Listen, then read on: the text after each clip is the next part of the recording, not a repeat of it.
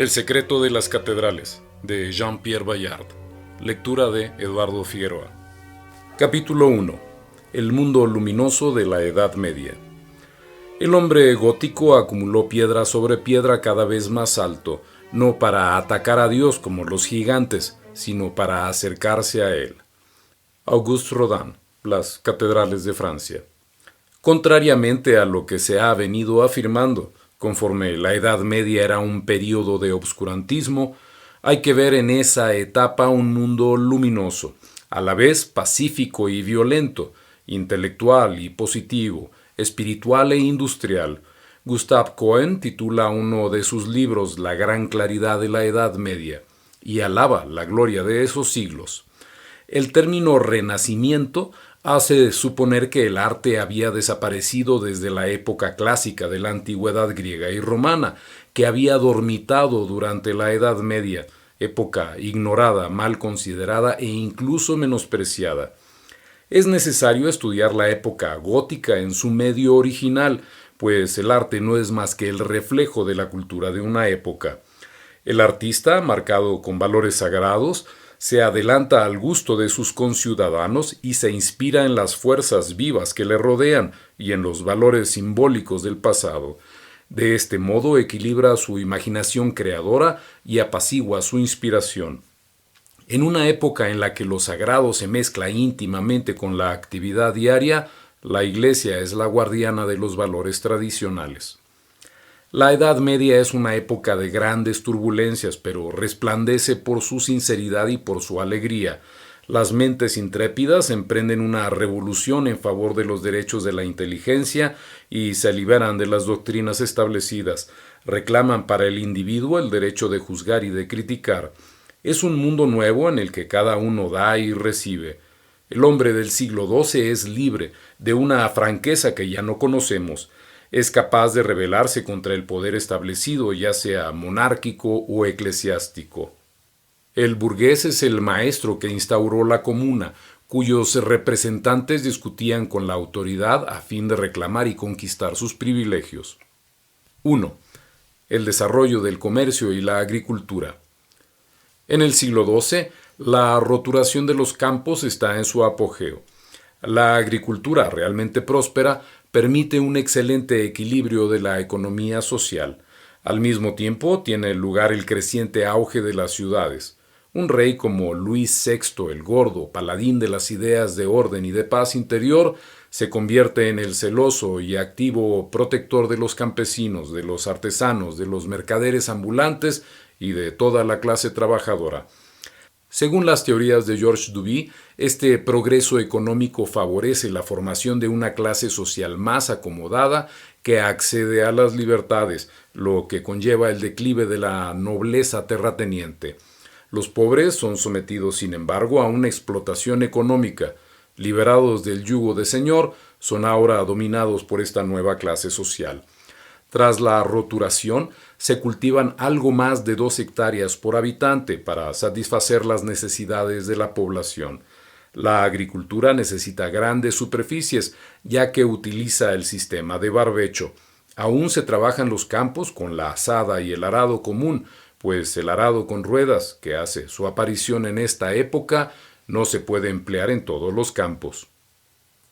2. Los intelectuales. El período de la Edad Media que nos ocupa, a partir del siglo XII, es heredado de la cultura del siglo V. San Agustín, que vivió del 354 al 430, ha instaurado las artes liberales que componen el trivium, gramática, retórica y dialéctica, y el quadrivium, geometría, aritmética, música y astronomía. La enseñanza del trivium en el siglo V se realizaba principalmente en las escuelas imperiales. El pensamiento celta, aún activo, no puede contener esta nueva corriente. La cultura céltica, que ha defendido la enseñanza oral, está lejos de interesar a estos jóvenes intelectuales que, entusiasmados con el rugir de la religión, descubren la cultura latina conservada principalmente en los monasterios irlandeses. Frente a esta cultura mundana, Benito de Nurcia, 480 al 547, intenta recuperar la vida sencilla de los apóstoles. Funda la abadía de Montecassino, en la que predica la santa ignorancia, que será retomada más adelante en el siglo XII por los monjes cistercienses. Ciencia y filosofía son solo ilusión. Aquel que ha podido penetrar la esencia de las cosas gracias a la fe, no puede por menos que despreciar los valores racionalistas que no aportan un consuelo espiritual. La docta ignorancia que conduce a amar la sabiduría será la doctrina del cardenal Nicolás de Cusa, 1401 a 1467. Los monasterios ingleses habían conservado la tradición latina. Aislados por las invasiones bárbaras en el siglo VI, la reencuentran con la llegada de monjes italianos a los que nadie puso dificultad alguna para fundar escuelas en Canterbury, Londres, York. A su vez, Colombano, del 540 al 615, abre monasterios en toda Francia. Carlomagno, hombre de una gran curiosidad intelectual, hablaba latín y griego. En el año 789 dispone la creación de escuelas para enseñar a leer a los niños. Los monasterios y los obispados deben enseñar los salmos, el canto y la gramática. Por todo el reino surgen escuelas, tanto monásticas como urbanas. Se introduce la escritura carolingia, una escritura minúscula de formas redondeadas y regulares, con muy pocos nexos, y hacia el siglo IX algunas obras empiezan a escribirse en lengua vulgar. En 1079, el Papa Gregorio VII obliga a los obispos a regentear una escuela. Los municipios toman a su cargo la enseñanza laica en la que los hijos de los burgueses, de los negociantes y de los artesanos aprenden los rudimentos del cálculo. Anselmo e Yves de Chartres se inspiran en San Agustín. El clero aún no ha hecho los votos del celibato y, si los papas deben a veces pronunciarse contra los desórdenes e irregularidades de algunos religiosos, hay que tener en cuenta que estamos en los tiempos de las cruzadas, de la creación de las grandes órdenes de caballería, de las peregrinaciones. Pero también es la época de la Inquisición, en la que los cátaros eran condenados a la hoguera. Es la época de la teoría de la intención, ética abelardina que Eloísa, que llegaría a ser abadesa en Argentiul, defendió con entusiasmo. Todos los hombres de igual virtud serán tratados del mismo modo delante de Dios, cualquiera que sea su religión. Solo la intención determina el valor moral del acto. Un acto culpable en sí mismo, pero dictado por un sentimiento de amor puro, es, por lo tanto, inocente. La intención y el acto son dos valores diferentes. Es posible, pues, cometer un acto materialmente culpable con buena intención o un acto materialmente culpable con mala intención, pero a los ojos de Dios solo la intención cuenta y el acto no se toma en consideración para juzgarlo. Sicto te ipsum. Abelardo decía: ¿para qué sirven las palabras que no son inteligibles? No se puede creer lo que no se comprende.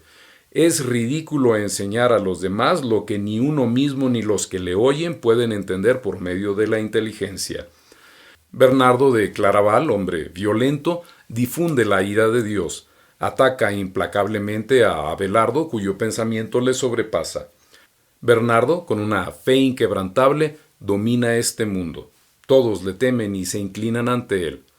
Abelardo es al fin vencido por la virulencia de los ataques de Bernardo y encuentra refugio cerca del abad de Cluny, Pedro el Venerable, que con su continuo espíritu de búsqueda acaba de realizar la traducción del Corán y sabe que toda religión verdadera es interior. Abelardo piensa del mismo modo. Al final de su vida escribe Diálogo entre un filósofo, un judío y un cristiano, libro en el que busca la unidad de las tres religiones, de las leyes naturales que hacen de todo hombre un hijo de Dios. La doctrina de Santo Tomás de Aquino, 1225 a 1274, o tomismo, determinó el pensamiento de sus contemporáneos. En su Suma Teológica, la búsqueda de Dios es un largo recorrido racional en el que por la gracia divina se llega a la fe. Pero, ¿cómo conciliar el saber antiguo pagano con el conocimiento medieval cristiano? El conocimiento proviene de los sentidos. Dios está en el corazón de todos. Frente al aristotelismo, el filósofo árabe español Averroés o Ibn Ruj, 1126 a 1198, sostiene que el mundo está regulado por una doble verdad, una basada en la revolución, la otra en la razón. Sobre todo entre 1260 y 1270, el averroísmo animó los debates de la universidad, principal centro de cultura de la época. Los hombres del siglo XII son grandes viajeros. Los estudiantes llegan de todos los rincones de Europa, ávidos de conocimiento, de controversias, de polémicas. Abelardo, uno de los maestros de mayor prestigio, imparte sus enseñanzas en Saint-Geneviève, el nuevo barrio donde se habla latín. La doctrina y la disciplina de la Iglesia se ven comprometidas continuamente. La abadía de Cluny, administrada por notables monjes, entre los que Pedro el Venerable destaca por su carácter amable, es otro de los principales focos culturales. En este ambiente, entre 1180 y 1230, nacen las universidades. La Facultad de Artes es el primer escalón que hay que superar para alcanzar las otras disciplinas, teología, medicina y derecho. La enseñanza de las artes duraba 6 años, desde los 14 hasta los 20 años aproximadamente. Para llegar a ser doctor en teología se necesitaban 8 años de estudio. Los exámenes eran orales. El estudiante se alojaba en casas particulares. En tiempos de Abelardo es notable la escasez de habitaciones y pagaba directamente a su maestro. Solo la enseñanza de los monjes predicadores era gratuita. Con la enseñanza remunerada nace la oligarquía hereditaria de los maestros preocupados por su prestigio. El intelectual, que se cree superior en la escala social al trabajador manual, se separa de él, desprecia lo que le parece secundario, pero busca al mismo tiempo una fuente de ingresos. Vive gracias a la generosidad de un mecenas. Entre las obligaciones del estudiante, señalemos la mencionada por Jacques Le Goff, que figura en un texto de 1387.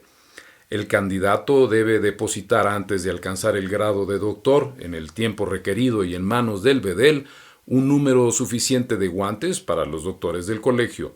Estos guantes deberán ser bastante largos y amplios para cubrir la mano hasta la mitad del brazo. Deberán estar hechos de buena piel de gamuza y serán suficientemente anchos de modo que puedan meterse las manos con facilidad y comodidad. Por buena piel de gamuza hay que entender que serán guantes de los que se compran cuando menos a 23 sueldos la docena. 3. La revolución técnica. Este periodo lleno de fuerza y agitada vitalidad se siente atraído por todo lo que supone cambio y búsqueda. Asistimos a una verdadera revolución, a una transformación completa de la sociedad. Muchos de los elementos de esta evolución podrían compararse con nuestra época. Del mismo modo que hoy buscamos nuevas formas de energía, en la Edad Media se perfeccionaron los descubrimientos realizados por los celtas en su época de esplendor. Ya los galos, excelentes herreros que utilizaban la fuerza hidráulica, exportaban carros y armas. Los celtas también gozaron de un gran prestigio en el ingenioso arte de trabajar el metal. En el siglo XII, cuando se pierde la mano de obra barata pues desaparece la figura del siervo, se buscan formas de sustituirla, como la fuerza hidráulica.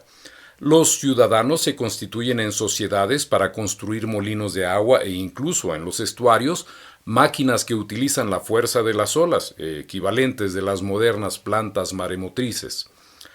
La energía hidráulica sirve para crear una incipiente industria, talleres, tenerías, fraguas, pero también la agricultura se beneficia de ellas.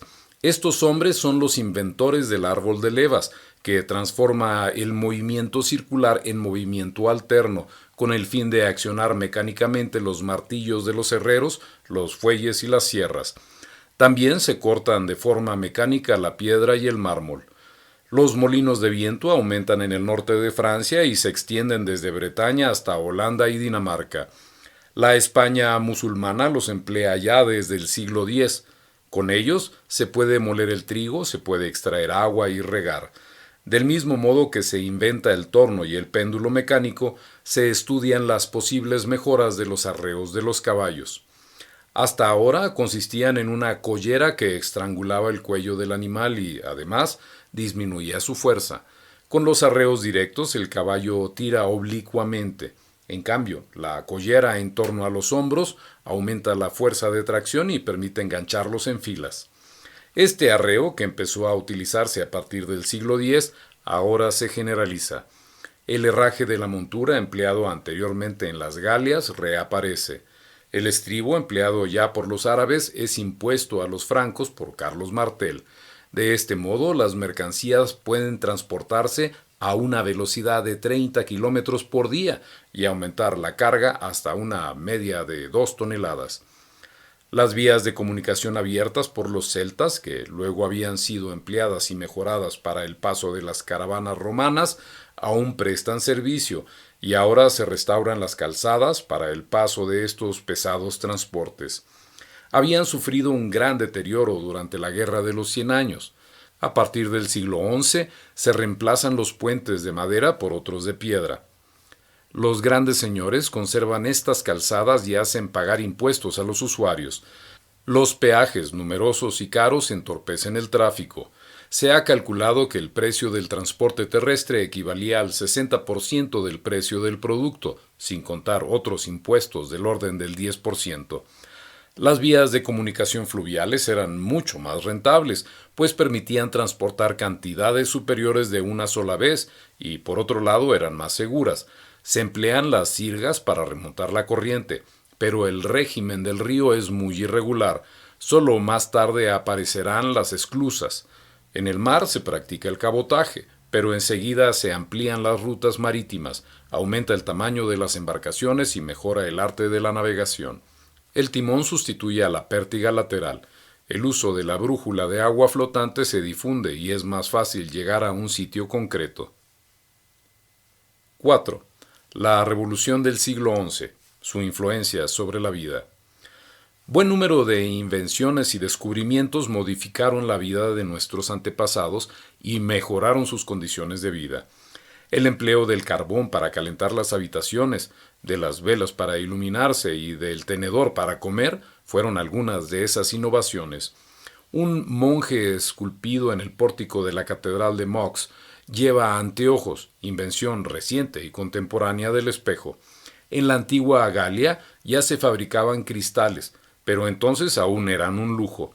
En la Edad Media, sin embargo, se va haciendo cada vez más frecuente las ventanas con cristales, ofreciendo mayor comodidad, y los cristales ópticos han mejorado muchísimo.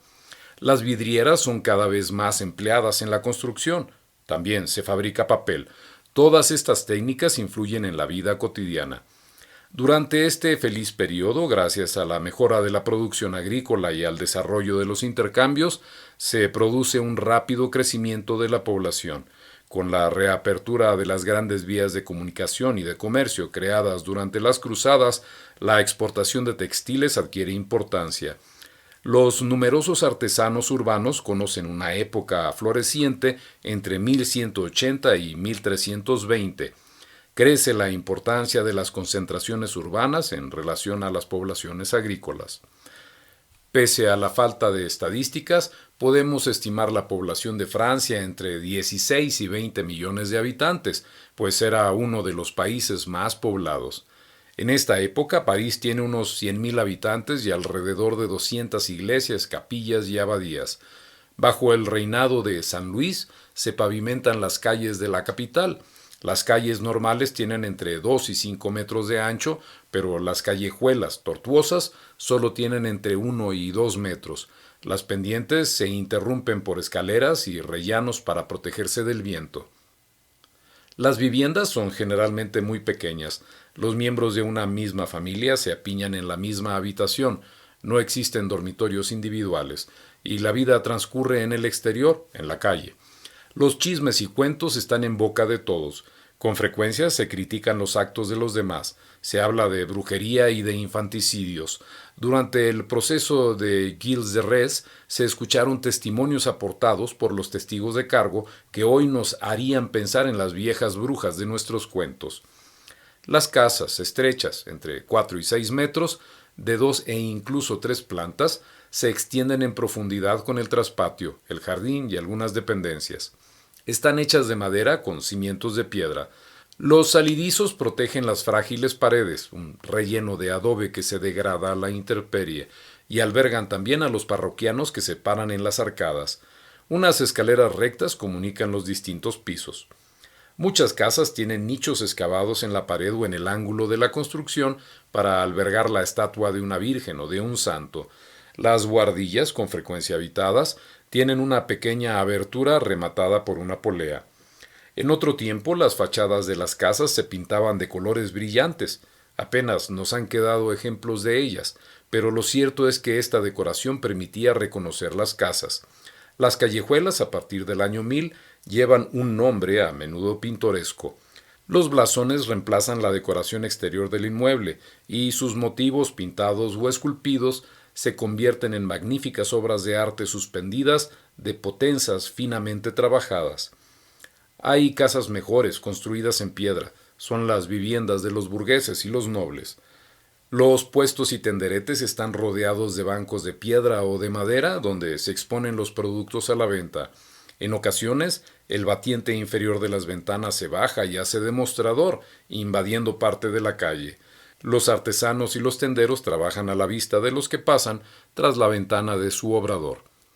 En el libro de los oficios de Etienne Volou se especifica que los trabajos solo pueden realizarse a la vista del pueblo, de forma que sea posible controlar la calidad de la obra.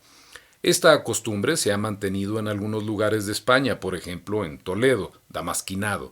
Los artesanos se agrupan y se instalan en un mismo barrio. Aún hay en Madrid, París, Toledo o Salamanca calles que han conservado su especialización: muebles, porcelanas, cristalerías, libros. En aquella época el artesano no podía instalarse en otro barrio que no fuera el de su profesión. Algunos oficios, como los curtidores y los carniceros, eran relegados a barrios periféricos a causa de las molestias que ocasionan sus actividades, especialmente apestosas. Las tenerías de Annonay son un ejemplo de ello. A finales del siglo XIII había 26 saunas públicos en París. Será más tarde, en el siglo XVII, cuando se afirme que el agua, especialmente la caliente, altera los humores, abre los poros, la enfermedad y la muerte.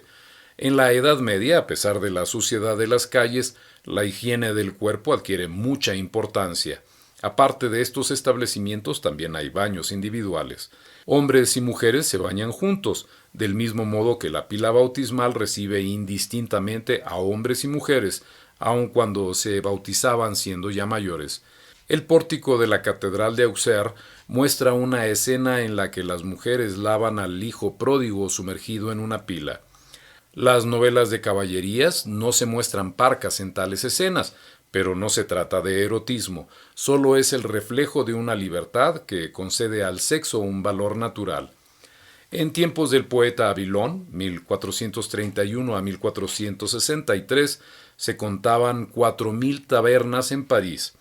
Es evidente que las tabernas fueron el origen de numerosos delitos, debido a la atmósfera de excitación creada por la bebida. Las trifulcas acababan a menudo con sangre.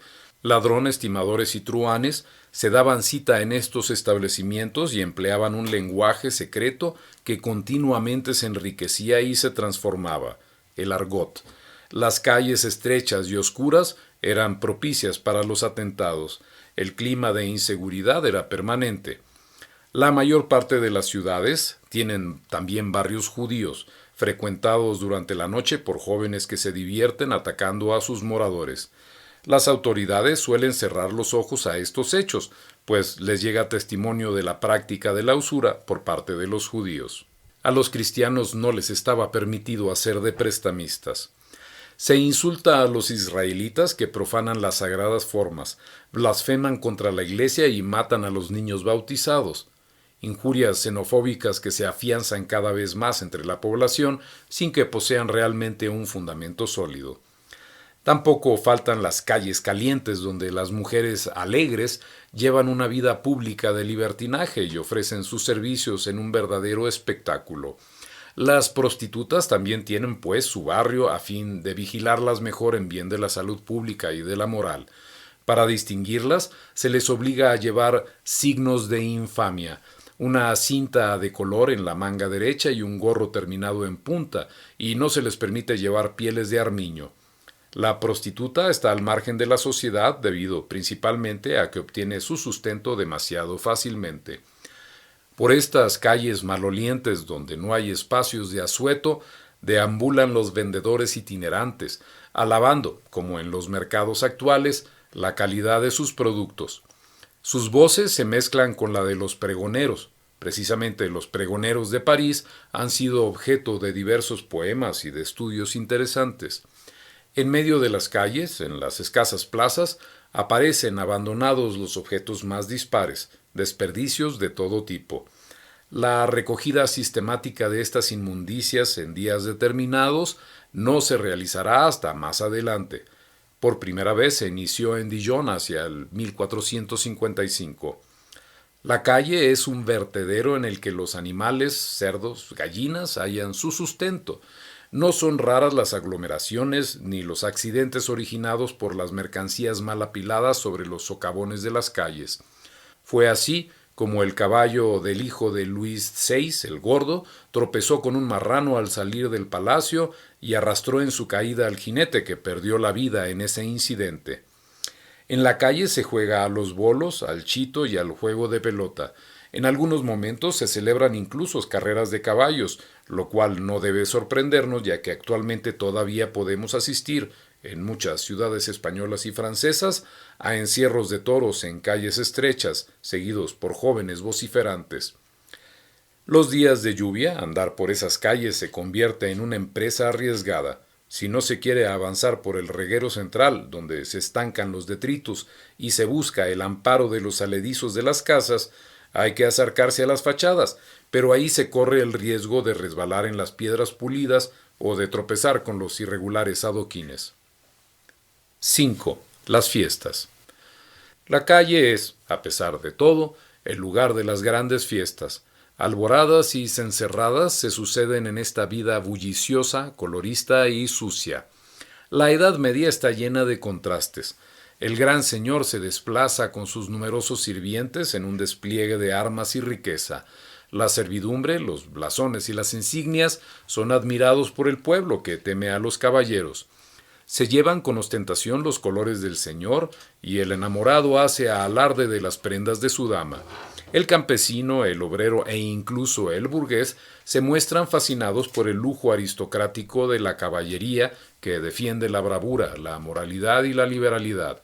Los habitantes de la ciudad son a menudo tratados con una increíble dureza. Las fiestas tienen lugar en las calles, en los mismos porches de las iglesias, y si los pórticos no dan cabida a todos, los puestos y tenderetes se emplazan entre los arbotantes.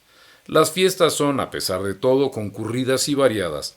Cultos populares conmemoran los ciclos litúrgicos y las fiestas agrarias. Se realizan grandes preparativos para embellecer la ciudad. Se limpian las calles y las fachadas de las casas. Se levantan tarimas y arcos triunfales. La fiesta incluye grandiosas procesiones y suntuosos desfiles. Todos los habitantes se reúnen para participar en la fiesta, haciendo de ella un jubiloso acto común. El espectáculo es gratuito y a altas horas de la noche aún se bailarán con antorchas en la mano, danzas endiabladas y a veces libertinas. Este derroche de colores, de sonidos y de adornos es financiado por la ciudad y por los distintos gremios, que desfilan precedidos de sus emblemas. La procesión de la Santa Sangre se ha perpetuado en Brujas, y estos grandes espectáculos populares aún están arraigados en el espíritu de algunas poblaciones. El carnaval es la época de mayor libertad popular. En estas fiestas todo está permitido.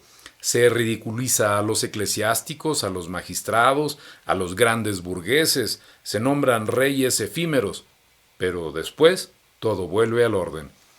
Con la procesión del martes de carnaval se inicia el período de austeridad.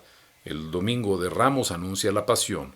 El Jueves Santo, el Viernes de Dolores, la Pascua y por último la Resurrección. Las rogativas en mayo duran 3 días, pero la ceremonia del Santo Sacramento o Corpus Christi es la más suntuosa de todas. En noviembre se celebra especialmente el Día de Difuntos. Sin embargo, son incontables las fiestas locales dedicadas a tal o cual santo. Los agradecimientos colectivos por haber escapado de una epidemia, una guerra o un cataclismo. También se festeja la llegada de un rey o de un príncipe y los funerales de las personas ilustres. Cualquier acontecimiento es motivo de reunión. Algunos historiadores han llegado a sumar hasta 170 días de fiesta al año. El obrero en la Edad Media no trabaja más de 4 días a la semana, dentro de unos límites muy razonables. 6. La economía. No es difícil imaginar que en este ambiente insalubre las epidemias fuesen catástrofes de dimensiones sin precedentes. En efecto, hicieron su aparición en el siglo XIV durante la decadencia de un sistema que hasta entonces solo había mostrado prosperidad. En 1315 y 1316 las cosechas se pudren debido al exceso de humedad. La peste negra hace estragos entre 1347 y 1350. Froissart afirma que murió un tercio de la población. Las guerras fueron igualmente devastadoras entre 1330 y el 1450. Las armas eran cada vez más destructivas y era común la estrategia de la tierra quemada, que no dejaba más que cenizas y desolación tras el paso de los soldados. Los impuestos aumentaron para compensar los gastos militares y la inflación se disparó. En los siglos XI y XII, e incluso en el XIII, la economía estaba saneada y el pueblo era feliz. Las agitaciones sociales e insurrecciones populares no aparecen hasta el final de la Edad Media, pero entonces son de una violencia extrema. Aunque las huelgas eran consideradas delitos graves, sabemos que hubo algunas revueltas. En 1112, el obispo Guardí de Laon es masacrado por no tener en cuenta las protestas del pueblo que se había sublevado en varias ocasiones contra los impuestos abusivos. Los burgueses, exasperados, solo dejan entrar al rey tras largas discusiones. También en Reims, en 1233 y 1235, los burgueses se sublevan contra el arzobispo Henry de Brienne, desempedrando las calles y levantando barricadas. La sangrienta revuelta de los Masillos en París en 1382 se debió a un hecho de poca importancia, un impuesto sobre el precio del berro. La población se armó con mazos de plomo, de ahí el nombre de Masillos, atacó a los recaudadores de impuestos y se dedicó al pillaje. Alrededor de 30 personas resultaron muertas durante aquellos días de insurrección. Pero en términos generales, la economía medieval era tan floreciente que permitió la construcción de las catedrales. La economía estaba subordinada a consideraciones religiosas, morales y sociales y no había lugar para la especulación. El Papa León I, muerto en el año 604, declaró que el interés por el dinero es la muerte del alma. Foenus pecuniae, funus anima. El producto del trabajo no es un fin en sí mismo, hay que ganarse honradamente el sustento sin perder el respeto por los nuestros ni por nuestro oficio. El cristiano no sabe especular y se muestra muy generoso en las colectas. De este modo, los dones que recibirá por haber edificado una iglesia también serán generosos. 7. Las peregrinaciones, las cruzadas y el culto de reliquias. La predicación de la primera cruzada en Clermont por el Papa Urbano II, el 27 de noviembre de 1095, modifica considerablemente el espíritu del mundo cristiano. El Papa francés Odón de Laguerie crea una corriente de entusiasmo con sus prédicas de la cruzada. Vézelay se convierte en el centro de estas reuniones donde Bernardo de Claraval proclama su fe. Los señores, los nobles del reino, vislumbran conquistas de tierras y títulos a los que podrán asociar sus dominios francos. Los mercaderes que comerciaban con Oriente Medio también creen que aumentarán sus beneficios.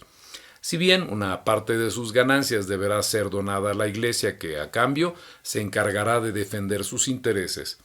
Abelardo y algunas minorías no comparten este entusiasmo. Hay que prever el alojamiento y el sustento de toda esta multitud que se pone en marcha. Se abren rutas y, con la seguridad recuperada, el comercio florece. A lo largo de las rutas se fundan monasterios, hospicios y albergues que también permiten comerciar. Más allá de la frontera de los Pirineos, se descubre la cultura musulmana, que influye sobre el arte románico con sus arcos polilobulados, su decoración floral y sus cúpulas. Si se habla de peregrinaciones, enseguida se piensa en el camino de Santiago de Compostela y en Jerusalén, pero hay muchos otros lugares santos. rutas entre monasterios y recorridos que conducen a una reliquia. La Edad Media se caracterizó por el culto de las reliquias. Cualquier iglesia poseía algún fragmento del cuerpo de un santo, un trozo de tela o cualquier otro objeto, todos ellos supuestamente milagrosos. Era una forma de atraer a los peregrinos, que era una buena fuente de ingresos. Desde la más remota antigüedad, las peregrinaciones son una demostración del fervor místico. Los grandes centros de la India, de Israel y del Islam han atraído a grandes multitudes. En Éfeso, el apóstol San Pablo tuvo que enfrentarse a los fieles del culto a Artemisa para establecer los ritos cristianos, pero sus principales oponentes fueron los comerciantes que veían desaparecer su numerosa clientela con la supresión de la antigua devoción. Para visitar la tumba de Cristo, los peregrinos no dudaban en atravesar los Alpes y los Pirineos para llegar a Asia Menor. Son muchas las guías que describen los caminos. La Guía Peregrino de Santiago, escrita en el siglo XII por Aymery Picot de Parthenay, nos informa de las 4 rutas más utilizadas en Francia en el siglo XII. Pero estas grandes rutas tienen infinidad de bifurcaciones, rutas menores salpicadas de iglesias y capillas. Para llegar a la ruta principal en España, que partía de Puente de la Reina, el llamado Camino Francés, se atravesaban los Pirineos por Cizé o Ustabat. El peregrino que acudía a Santiago de Compostela, el jacobeo, llevaba un sombrero redondo de alas amplias adornado con la célebre concha para honrar a Santiago el Menor, discípulo de Jesús, cuyo cuerpo fue llevado a España después de su martirio. En aquellas guías se indicaban también los posibles altos en el camino. Allí se podía conocer a los primeros trovadores que cantarían las hazañas de Rolando o del rey Arturo. También estaban los domadores de osos y de monos, los acróbatas y los titiriteros. En esos lugares se reconfortaba a los peregrinos, a los enfermos y a los indigentes. Se les curaba y se rezaba por los muertos. Los jacobeos eran grandes creyentes, aunque también se mezclaban con ellos algunos vagabundos. A veces las epidemias hacían estragos: la peste, la difteria, el cólera o la gripe. Los médicos eran escasos y tenían que ser los propios peregrinos los que cuidasen a los más desafortunados. La falta de higiene era causa de una fuerte mortandad. Raymond Ursel señala que solo los leprosos viven al margen de la sociedad. Gracias a la generosa hospitalidad de los monasterios, el peregrino encuentra comida y alojamiento sin demasiados problemas. Raymond Ursel nos informa de que en el 1523 el hospital de Aubrac proporcionaba alimento diariamente a 1.200 o 1.500 personas. Estas pesadas cargas financieras eran, sin embargo, compensadas por las ofrendas de los peregrinos. La catedral se convierte en el refugio de todos los desafortunados. Los enfermos se instalan en una capilla, especialmente preparada para ellos, cerca de la entrada. Los médicos pasan consulta en ella.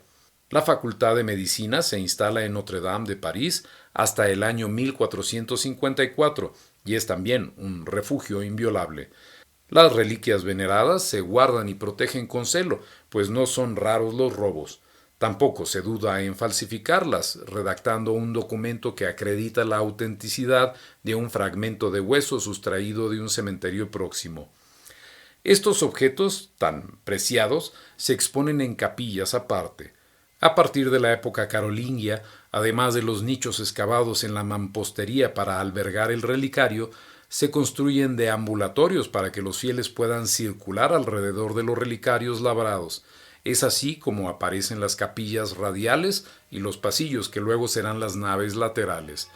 Era necesario tener libre acceso a la reliquia, de la que un simple fragmento protegía al peregrino o incluso a toda una ciudad. ¿Cuántos asedios pudieron ser levantados con solo sacar una reliquia que hiciese huir al asaltante? El culto de las reliquias, que exigió zonas de circulación alrededor del relicario, hizo aparecer nuevas formas arquitectónicas.